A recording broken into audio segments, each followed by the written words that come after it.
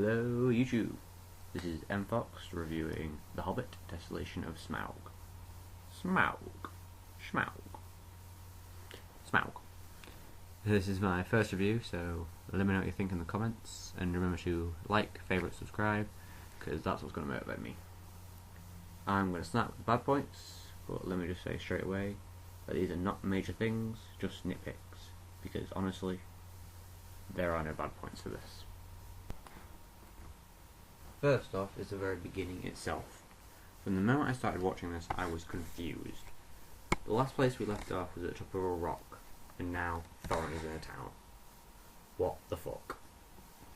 Which is later revealed to be a flashback from before the previous movie. And then we switched to Bilbo, which made me even more confused. Yeah, I suppose it's a good way to introduce him back, with Gandalf explaining about him to Thorin, but I feel it was just wasted and rushed. I mean, wouldn't this time have been better served giving us a quick montage of what the hell is happening now, and how in Mordor they all caught up to the dwarves? I mean, they were on frickin' eagles, for fuck's sake. This also leads me to talk about how, at some points during the movie, the change of perspective and character can be a little disjointed and ruin the atmosphere. Just like when Gandalf was fighting the orcs at their lair, but then we switch straight back to a peaceful setting, and BAM!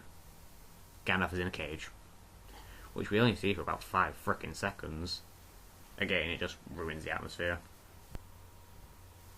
I was never a big fan of Gandalf for one main reason.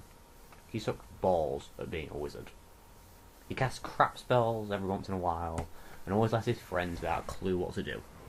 But in this movie, he was so underdeveloped that it's like we didn't even know him. We had about, 45 to 60 minutes of screen time in a total of a 3-hour movie. More on Gandalf the shit. The scene where he is climbing up to the orc's lair and trips on the stairs. Oh my god. False death scares do not work in prequels. We know he's going to survive. I mean, I doubt he can come back from the dead twice. So it's not like there's any tension. It's like in the other scene, in the Forest of the Spiders. The producers and people try to create a scary and horror-like atmosphere, but fail to present one. But this was just one scene. There were plenty of others which did create tension. The camera use is nothing special.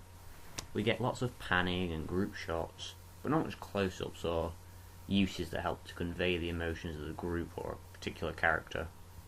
There is one scene where we first see the Elvish King.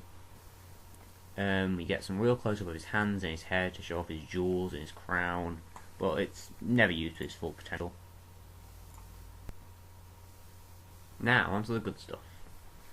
All of the characters are extremely well developed, especially their relationship between Thorin and Bilbo. It's just great to see that in this one Bilbo is used for his thief abilities, not just stuck in situations he can't get out of. The group development really helps us to empathise with them and learn what they learn. They actually do a brilliant job of bringing the characters together and to life. It's obvious that the budget for this was absolutely motherfucking huge. All of it is used perfectly and all the environments are perfectly done. The CGI has so many things going on in the background. It has so much detail. The audio as well is brilliant, and while the music is not so good, most of it is reused and those that aren't are predictable classic stuff. But the sound effects are great. The dragon's fire breath and the sounds of the forest and town is exactly what I expected and more. While I am not a single bit interested in romances or rom-coms, the side plot of romance between Tauriel and Kili in this was really quite nice. While it does take up most of the time in the Elvish place, it does not take away from the main plot of escaping, and while only for about half an hour to 45 minutes, it was clear that this will continue into the next film. Granted that this may be a 3-hour film, there was just so much packed into it, but it didn't feel rushed for the most of it. They really did the perfect balance between everything, and even with the slow parts, they found ways to keep you hooked and interested with great speech and artwork. So overall, I would say I definitely like the sequel better than the first. So I'm going to give The Hobbit Desolation of Smaug 9 dwarfs out of 10. Keep dropping those